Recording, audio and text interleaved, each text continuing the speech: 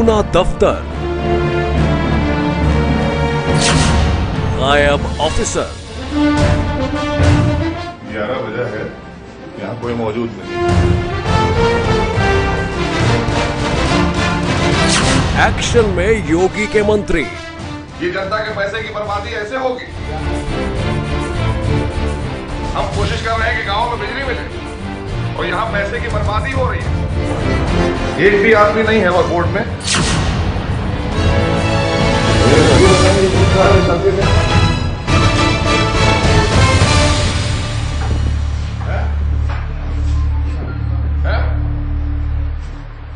Court में कोई आता भी है। यूपी के नए सीएम योगी आदित्यनाथ लगातार एक्शन में हैं और अब अपने सीएम को एक्शन में देखकर मंत्री भी एक्शन में आ गए हैं। देखिए क्या हुआ जब योगी सरकार के मंत्री मोहसिन रजा वक्फ बोर्ड के दफ्तर में अचानक निरीक्षण करने पहुंचे। लखनऊ के इंदिरा भवन में वक्फ बोर्ड के दफ्तर पर मंत्री जी का छापा।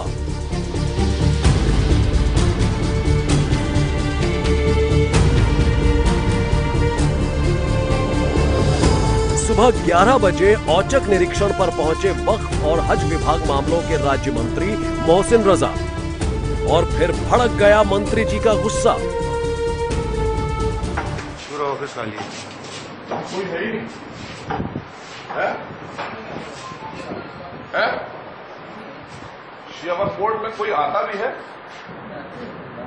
खाली भ्रष्टाचारी करने के लिए बना है शियावर कोर्ट? है? कोई यहाँ 11 बजे तक कोई आएगा नहीं दफ्तर में। तो कुर्सियां खाली, एक भी आदमी नहीं दफ्तर में, एक आदमी नहीं है। आप क्या है यहाँ पे? बात ये नहीं, आप क्या है? और मतलब कोई नहीं आता 11 बजे तक।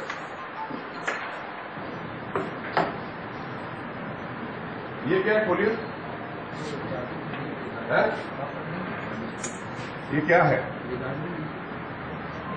कोई नहीं 11 बजे। मंत्री जी जिस भी चेंबर में गए वही सूना था, पूरा दफ्तर खाली था। सुबह के 11 बजे तक भी वक्फ बोर्ड के अधिकारी ऑफिस नहीं आए थे और इसी बात ने मंत्री मोहसिन रजा को गुस्से से लाल पीला कर दिया। 11 बजे है, यहाँ कोई मौजूद नहीं। ये है शियावर बोर्ड का हाल। दफ्तर का निरीक्षण करते हुए मंत्री जी जिधर भी गए उधर ही सन्नाटा पसरा था। कै बजे आते हैं सब दफ्तर में? है? तमाशा बना के रखा हुआ है आप लोगों ने वक्फ बोर्ड को। एक भी आदमी नहीं है वक्फ बोर्ड में। आप क्या है यहाँ पे?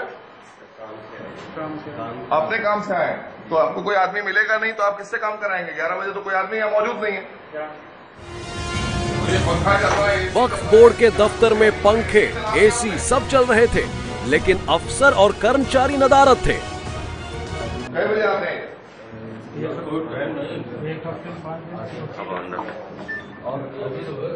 मुख्य कार्यपालक अधिकारी कै बजे आते हैं? और ये पंखा चल रहा है, एसी चल रहा है, यहाँ कोई है नहीं और एसी भी चला दिया आपने। मतलब आप रेवेन्यू का भी नुकसान करते हैं। पंखा भी चल रहा है, एसी भी चल रहा है, दफ्तर से सब नदारत है। ये जनता के पैसे की बर्बादी ऐसे होगी। वक्फ बोर्ड के दफ्तर का ये हाल देख मंत्री मोहसिन रजा खूब बरसे। उनके सामने बोर्ड का जो भी कर्मचारी आया उन्हीं को उन्होंने खूब खरी खोटी सुनाई। इस सरकार में कोई भी फरियादी परेशान नहीं जाएगा यहाँ से। अगर परेशान जाएगा तो आप यहाँ नहीं रहेंगे। ये बात आप बिल्कुल साफ समझ लीजिए। कार्यालय में नदारद अफसरों के साथ ना तो पीने के पानी की व्यवस्था थी और ना ही साफ सफाई। यहाँ पे जनता आती है, उसके पानी की कोई व्यवस्था है क्या? पानी की कोई व्यवस्था है जब लोग आते होंगे पीने के लिए? कहाँ व्यवस्था है? कहाँ रखा है? तो यहाँ कौन है यहाँ पिलाने वाला? ये देख मंत्री जी ने वहां मौजूद कर्मचारियों को खूब झाड़ लगाई। कार्यालय में चेयरमैन वसीम रिजवी की दीवार पर फोटो देखकर तो वो और भी भड़क उठे और तत्काल इसे हटाने का आदेश अधिकारियों को दिया। और ये यहाँ पे ये सब तस्वीरें क्यों लगा रखते हैं आप लोग? हैं? हर जगह तस्वीरों का बड़ा शौक है सबको। ये सरकारी जगह है, ये किसी की मिल्कियत नहीं है, ये जनता का यहाँ पे काम होता है। अपने ड्राइंग रूम में लगाएं फोटो, कहिए जाके। वक्फ बोर्ड के दफ्तर में औचक निरीक्षण के लिए पहुंचे वक्फ और हज विभाग मामलों के राज्य मंत्री मोहसिन रजा के गुस्से से अब हड़कंप मचा हुआ है। रोज अखबार में पढ़ रहे न्यूज़ें, कभी यहाँ चोरी, कभी वहां चोरी, कभी यहाँ एफआईआर, कभी वहां एफआईआर। माना जा रहा है कि बहुत जल्द बोर्ड की कमेटी भंग की जाएगी, लेकिन ऐसा कब तक होगा, फिलहाल लोग इस बात का कयास ही लगा रहे हैं। देखा आपने कैसे वक्फ बोर्ड के दफ्तर में मंत्री मोहसिन रजा के औचक निरीक्षण के बाद हड़कंप मच गया। और अब दास्तान यूपी के कृषि मंत्री सूर्य प्रताप शाही के अचानक निरीक्षण की। और अपनी सीट पर बैठिए, अपना काम शुरू करिए। ऊपर का कोई नहीं है। ये तस्वीरें यूपी के कृषि मंत्री सूर्य प्रताप शाही के औचक निरीक्षण की हैं। मंत्री जी ने 10 बजने से पहले ही अपने मंत्रालय का दौरा किया और बिल्डिंग में आने जाने के सारे दरवाजे बंद करा के चाबी अपने पास रख ली। इस निरीक्षण के दौरान आधे से ज्यादा कर्मचारी और अफसर ड्यूटी से गायब मिले, जिसे देखकर मंत्री जी का पारा गर्म हो गया। और अब मंत्री जी ऐसे लेट लतीफ अफसरों और कर्मचारियों के खिलाफ कार्रवाई की बात कर रहे हैं। यहाँ की स्थिति जो है वो अच्छी नहीं है।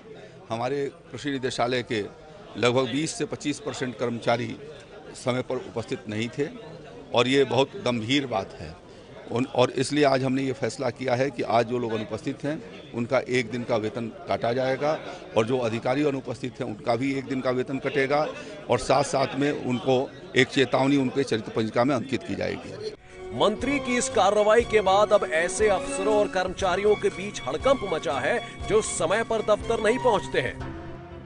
और अब देखिए मेरठ के आरटीओ में भ्रष्टाचार के मामलों की तहकीकात के लिए जब पुलिस ने छापेमारी की कार्रवाई की तो कैसे मच गया हड़कंप।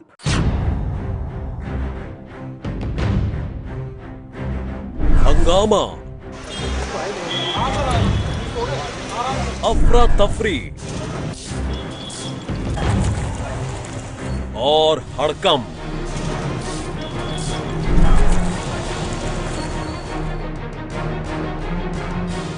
ये तस्वीरें मेरठ की हैं। मेरठ के आरटीओ ऑफिस में पुलिस की टीम ने छापा मारा तो वहां लाइसेंस बनवाने का रैकेट चलाने वाले दलालों की तो जैसे शामत ही आ गई।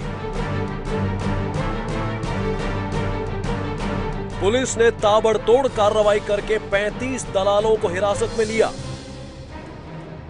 हम लोगों ने ज्वाइंटली आज ये रेड किया और करीब 30-35 दलालों को आइडेंटिफाई करके यहाँ से उठाया गया है और अंदर के अधिकारियों से बात की गई है और उनको ये कहा गया है कि वो भी इस सिस्टम को डिस्करेज करें। उनके यहाँ से भी एक लिस्ट प्राप्त हुई हमें ऐसे लोगों की जो बार बार यहाँ ऑपरेट करते हैं। पुलिस का ये छापामारी अभियान तकरीबन 2 घंटे चला। दरअसल पुलिस को काफी समय से शिकायतें मिल रही थीं कि पैसे लेकर लाइसेंस बनाने वाले दलालों के गिरोह ने आरटीओ ऑफिस के अंदर घुसपैठ बना रखी है। दलालों की वजह से उन लोगों को खासी दिक्कत का सामना करना पड़ता है जो यहाँ लाइसेंस बनवाने के लिए आते हैं। पुलिस ये जानकर हैरान रह गई कि दलालों की वजह से आम लोगों के साथ साथ खुद आरटीओ ऑफिस के अधिकारी भी परेशान हैं। जो अनधिकृत व्यक्ति जबरदस्ती घुस जाते हैं, जिनको हम चाह करके भी हटा नहीं पाते हैं, उनको उठाने के लिए ये पुलिस द्वारा ये किया गया था और जिससे कि हम लोग बहुत राहत महसूस कर रहे हैं। आरटीओ ऑफिस की तरफ से कई बार पुलिस से गुहार लगाई जा चुकी थी। इतना ही नहीं, दलालों की एक पूरी लिस्ट पुलिस को सौंपी गई थी। सोमवार को पुलिस ने आरटीओ ऑफिस के अंदर और बाहर छापा मारा। तकरीबन 2 घंटे की कार्रवाई में 35 दलालों के साथ साथ ऑफिस के अंदर से भी कई लोगों को हिरासत में लिया गया। पुलिस को आरटीओ ऑफिस के स्टाफ में शामिल कई लोगों पर दलालों के साथ मिलीभगत का शक है। पुलिस का मानना है कि ऑफिस स्टाफ की मिलीभगत के बगैर दलालों की सिस्टम तक पहुंच हो ही नहीं सकती। सच्ची घटना के लिए मेरठ से सुधीर चौहान की रिपोर्ट।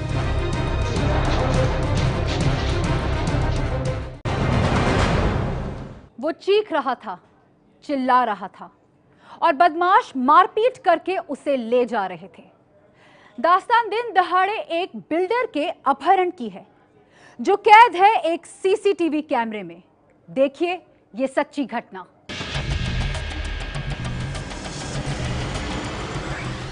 सीसीटीवी की इन तस्वीरों में कैद है अपहरण की एक खौफनाक कहानी। दास्तान गुजरात के बोटाद की है, जहां बोलेरो गाड़ी में सवार होकर आए थे बेखौफ बदमाश। इन तस्वीरों में आप देख सकते हैं बदमाशों की गाड़ी बाजार में रुकती है और फिर गाड़ी से उतरते हैं दो बदमाश। दोनों गाड़ी से उतरकर सड़क पार करते हैं और फिर आगे बढ़ जाते हैं। थोड़ी ही देर बाद दोनों बदमाश एक बार फिर सीसीटीवी की तस्वीरों में नजर आते हैं। दोनों ही एक शख्स को घसीटते हुए अपनी गाड़ी की तरफ ले जा रहे हैं। बदमाश इस शख्स को जबरन अपने साथ ले जाना चाहते हैं और बचने के लिए वो छटपटा रहा है। अपने शिकार को घसीटते हुए दोनों बदमाश जैसे ही गाड़ी के पास पहुंचते हैं, उनकी मदद के लिए उसके दो और साथी भी वहां पहुंच जाते हैं और फिर चारों मिलकर अगवा हुए शख्स को अपनी गाड़ी में बैठाने की कोशिश करने लगते हैं। बदमाशों के चंगुल से बचने के लिए अगवा हुआ शख्स चीखता है, चिल्लाता है, वो खूब छटपटाता है, हाथ पैर चलाता है, लेकिन बदमाश उसे मारपीट कर अपनी गाड़ी में डालने की कोशिश जारी रखते हैं। इस बीच चीख पुकार सुनकर मौके पर लोगों की भीड़ भी जमा हो जाती है, लेकिन किसी की भी हिम्मत बदमाशों को रोकने की नहीं होती और फिर बदमाश अगवा हुए शख्स को अपनी गाड़ी में डालकर मौके से फरार हो जाते हैं। अपहरण की इस सनसनीखेज वारदात के बाद जब पुलिस मौके पर पहुंची तो पता चला बदमाशों ने जिस शख्स को सरेआम अगवा किया वो पेशे से बिल्डर है। नाम है दिलावर हमीद। पुलिस के मुताबिक दिलावर घटना के वक्त बाजार में खरीदारी के लिए आया था। वो नमकीन की दुकान में खरीदारी कर रहा था और उसी वक्त घात लगाकर बैठे बदमाशों ने दिलावर को अगवा कर लिया।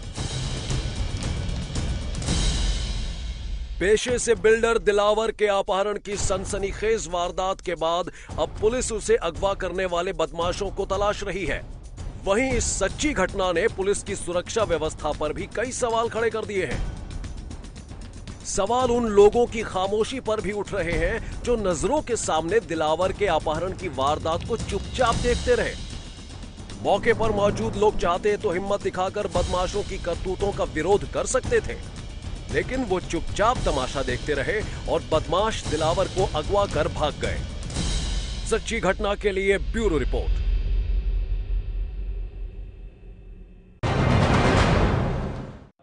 चीख रही थी लड़की, वार पर वार कर रहा था लड़का। वो मदद के लिए पुकार रही थी, लेकिन आसपास कोई नहीं था जो उसे बचा पाता। दिल दहला देने वाली ये दास्तां एक ऐसे सनकी आशिक की है जो किसी भी कीमत पर एक लड़की को अपना बनाना चाहता था, और जब उसकी ये चाहत पूरी ना हुई तो उसका टूटा दिल नफरत से भर गया, और अब नफरत की उस कहानी से सन है सारा शहर।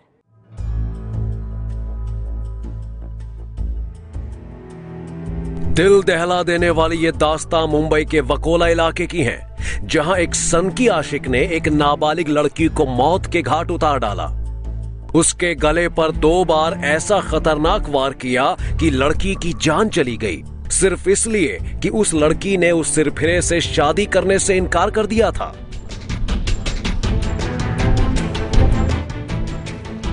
यह सच्ची घटना 9 अप्रैल की शाम तकरीबन 7 बजे की है। 16 साल की आयशा अपने एक दोस्त संभाजी से मिलने गई थी। 21 साल के संभाजी ने आयशा को कुछ खास बात करने के लिए बुलाया था। दोनों की दोस्ती को लगभग 10 महीने हो चुके थे, इसलिए बेहिचक आयशा संभाजी से मिलने पहुंच गई। दोनों के बीच कुछ देर तक तो इधर उधर की बातें हुई, लेकिन आखिरकार संभाजी ने वो कहा जो कब से वो कहना चाहता था। उसने हिचकिचाते हुए अपनी मोहब्बत का इजहार किया। संभाजी आयशा से शादी करना चाहता था, लेकिन जैसा उसने सोचा था उसे वैसा जवाब नहीं मिला। आयशा ने उससे शादी करने से साफ इनकार कर दिया और उसके बाद जो हुआ उसका अंदाजा आयशा को कतई न था। आयशा के इनकार ने संभाजी को गुस्से से भर दिया और फिर वो मौत बनकर आयशा पर टूट पड़ा।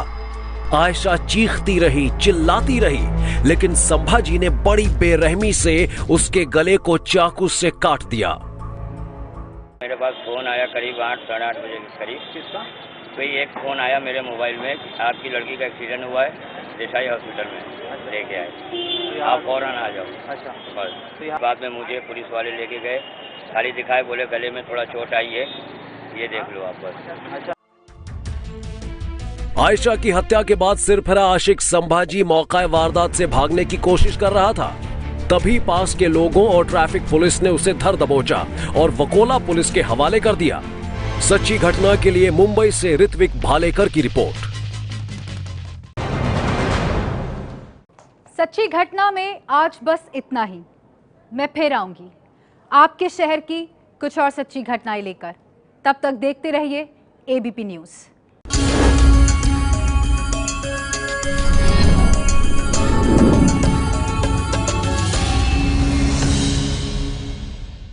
ये है एबीपी न्यूज़, आपको रखे आगे।